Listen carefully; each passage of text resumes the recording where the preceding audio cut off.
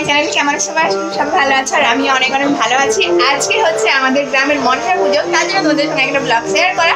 তো আজকের ব্লগটা অনেকটা ইন্টারেস্টিং হতে চলেছে। তো দেখো সকাল সকাল স্নান ফান করে পুজো টুজো সেরে ঠাকুরের জন্য মালা রাখা কমপ্লিট। যেহেতু মনসা পুজো দিনের বেলা হয়, তার জন্য খুব তাড়াতাড়ি করে সব কাজ কিন্তু কমপ্লিট করতে হয়েছে। আর এদিকে দেখো আমার ছেলেও কিন্তু রেডি। বাবু একটু হাই করে দাও। হাই বলো, কেমন আছে সবাই? এই যে দেখো আমার ছেলে কিন্তু পাঞ্জাবি টাঞ্জাবি পরে রেডি, ঠাকুর আনতে যাবে, শুধু টিপটা পরাতে হবে, ব্যাস দিলে আমার ছেলে রেডি। আর আমি এখনো পেরমির মতো আছি, রেডি হইনি। তো চলো, ঠাকুর এক্ষুনি চলে আসবে, সবটাই তোমাদের সবাই শেয়ার করবো, শুধু দেখতে থাকো তোমরা কন্টিনিউ ভিডিওটা। এখানে সবাই কিন্তু আনন্দ করে নাচতে নাচতে মাকে আনতে গেছিল। আর মায়ের মূর্তিটা ছিল বাড়ির পাশেই, মানে একজনের বাড়িতে দিয়েছিল। আমাদের মন্দিরে প্রত্যেক বছরে কেউ না কেউ প্রতিমা দান করে। আর দেখো সবাই আনন্দ করে নাচতে নাচতে কিন্তু ঠাকুর নিয়ে এসছে। তোমাদের সেই ভয়েসটা দিইনি, মানে যে মিউজিকটা ঢাক বাজছিল বাজনা বাজছিল সেটা দিলে না কপিরাইট চলে আসে, তার জন্য আমি ওভার ভয়েস দিয়ে দিলাম। তারপরে দেখো এখানে সবাই মিলে ঠাকুরকে খুব সুন্দর করে বেদিতে বসিয়ে দিল। তারপরে এবার দেখো এই যে ছোট্ট একটা চাঁদমালা নিয়ে গেছিলাম আমাদের বাড়ি থেকে, ওটা পরালো মাকে। আর ওই যে বড়, মানে যার যেরকম পারে সেই সেরকম দেয় আর কি।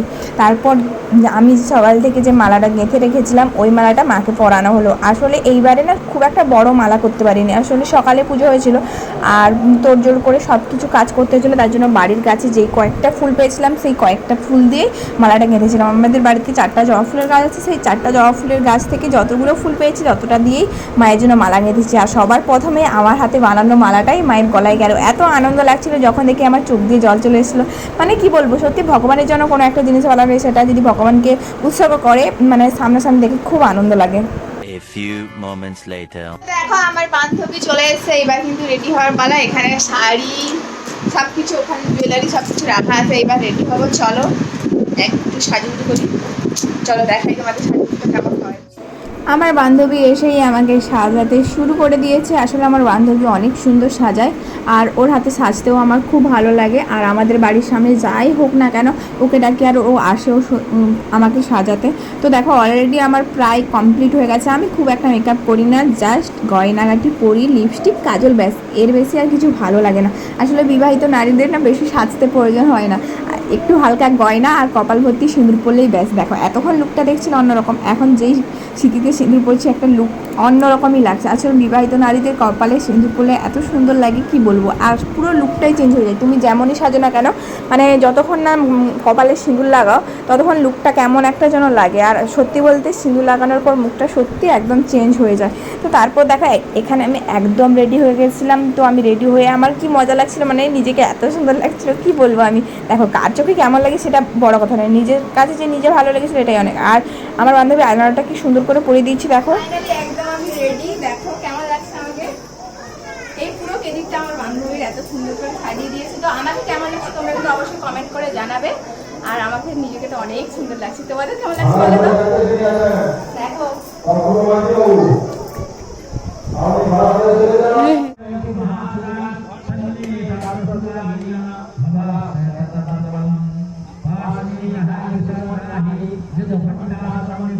এদিকে হচ্ছিল মায়ের পুজো আর এইদিকে বলির জন্য আর গর্ত করা হচ্ছিলো, মানে বলির যে হয় সে কাঠটা রাখার জন্য। দেখো ফাইনালি কিন্তু হয়ে গেছে, এখানে বলিও শুরু হবে প্রায়। আর এখানে মনসা মায়ের কাছে যাদের মানসিক থাকে, মানসিক পূর্ণ হলে হাঁস মুরগি এইসব বলি দেয়।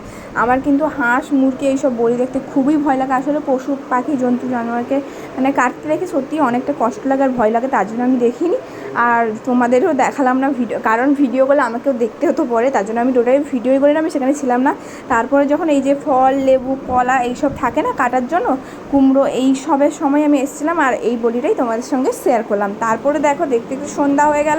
সন্ধ্যার সময় সন্ধ্যা আরতি এখানে শুরু হয়ে গেছে। এদিকে সন্ধ্যা আরতির সময় ঢাক ভাইয়ারা ঢাক বাজাচ্ছিল আর সবাই ঢাকের তাল এনজয় করছিল। আর ঢাকের সঙ্গে সঙ্গে এখানে কিন্তু বাজি পোড়া হচ্ছিল, বোম ফাটানো হচ্ছিল, তুবড়ি জ্বালানো হচ্ছিল, সবাই এগুলো দেখছিলাম। আর বিশেষ করে আমার ছেলে এই ঢাক বাজানো দেখতে এত ভালোবাসে, মানে কোনো কিছু, এই ঢাক বলো ঢোল বলো কিছু যদি বাজে সেখান থেকে ওকে কোনো মতে নিয়ে যেতে পারবে না। পাক্কা 1 ঘন্টা ওখানে দাঁড়িয়ে সন্ধ্যা আরতি দেখছিলাম আর ঢাক বাজানো দেখছিলাম। আর আমার ছেলে ঢাক বাজানো দেখতে খুবই ভালোবাসে। আর এখানে দেখো কি সুন্দর একটা তুবড়ি উড়া ছিল। তারপরে দেখো আরতি কমপ্লিট হয়ে গেল। এরপর আরতির যে প্রদীপ থাকে ওই প্রদীপে ব্রাহ্মণ মশাই কিন্তু আরতির প্রদীপ নিয়ে এসে সবার কাছে আরতির প্রদীপের তাপ নিচ্ছিল সবাই মাথায়, যা বলে মায়ের আশীর্বাদ। তো দেখো এখানে আরতিও কিন্তু কমপ্লিট হয়ে গেল, আর এখানে অনেক অনেক বাজি পোড়ানো হচ্ছিল। সো আমরা দেখছিলাম বাজি পোড়ানো। এরপর হবে মায়ের মনসা মঙ্গল, মনসা পুজো মানে মনসা মঙ্গল হবে, তোমরা জানো, সেটা তোমাদের সঙ্গে শেয়ার করলাম না। সো আজকের ভিডিওটা তোমাদের এই পর্যন্তই দিলাম। কেমন লাগলো অবশ্যই আমাকে কমেন্ট করে জানিও, আর ভালো লাগলে অবশ্যই লাইক কমেন্ট শেয়ার, অ্যান্ড আমার চ্যানেলে যারা নতুন অবশ্যই আমার চ্যানেলটি সাবস্ক্রাইব করে দিও। দেখা আছে নেক্সট ভিডিওতে। আজকের মতো টাটা।